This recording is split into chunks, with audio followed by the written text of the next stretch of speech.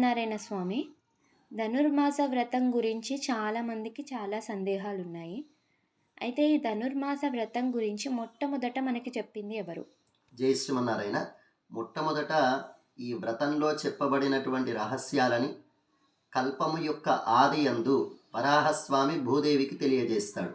భూదేవి మనందరి కోసమని లోకంలో ఉన్నటువంటి మానవులంతా సులువుగా నీ యొక్క అనుగ్రహాన్ని పొందాలంటే ఏవైనా ఉపాయాలని తెలియజేయండి అని ప్రార్థన చేస్తే దానికి స్వామి కీర్తనం, ప్రపదనం, ప్రసూనార్పణం అని 3 ఉపాయాలని తెలియజేస్తాడు.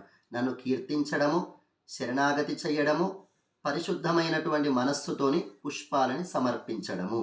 కనుక ఈ రహస్యాలని తెలుసుకున్నటువంటి భూదేవే గోదాదేవిగా అవతరించి మనకి తిరుప్పావైలో ఈ 3 రహస్యాలని అమ్మవారు తెలియజేస్తారు. స్వామిని నిరంతరం కీర్తిస్తూ ఉండమని ఏ పాశురాన్ని మనం గమనించినా కానీ అమ్మవారు పార్కడలుల్ పయ్యత్తుయింద్ర పరమ నడిపాడి అంటూ ఆ పరమపద నాథుణ్ణి వైకుంఠంలో ఉన్నటువంటి స్వామిని కీర్తించండి అంటుంది.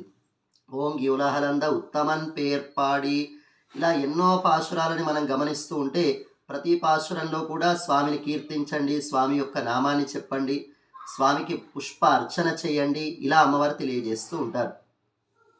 దీన్ని మనం ప్రత్యేకించి ఒక పాశురంలో గమనించాలి అని అంటే ఈ 3 రహస్యాలని తూ మలర్ తూవిత్ తొழிదు అంటే పరిశుద్ధమైనటువంటి మనస్సుతో పుష్పాలని సమర్పించి, వాయినాల్ పాడి స్వామి యొక్క నామాన్ని కీర్తించి, మనత్తినాల్ సిందిక్క మనస్సులో స్వామిని ధ్యానిస్తే స్వామి మనల్ని అనుగ్రహిస్తాడు అంటూ అమ్మ తెలియజేస్తుంది. కనుక మొత్తం మీద ఈ 3ంటిని చెప్పడమే ప్రధానమైనటువంటి లక్ష్యం.